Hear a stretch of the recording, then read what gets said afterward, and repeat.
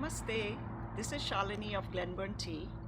I come from a heritage of 4 generations of tea growers and will be taking you on a tour of the major tea growing regions of India.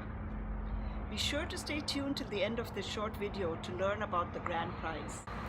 Tea commerce began in the 1830s in India due to the British feeling insecure of the main tea supplier China and India being a nearby colony.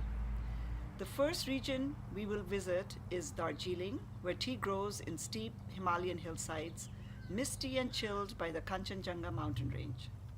Assam Valley with the mighty Brahmaputra River, known for its spicy, malty Assams and CTC.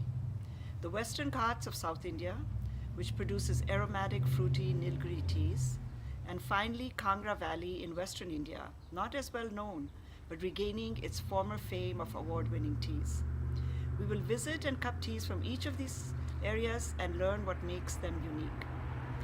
And now for the grand prize.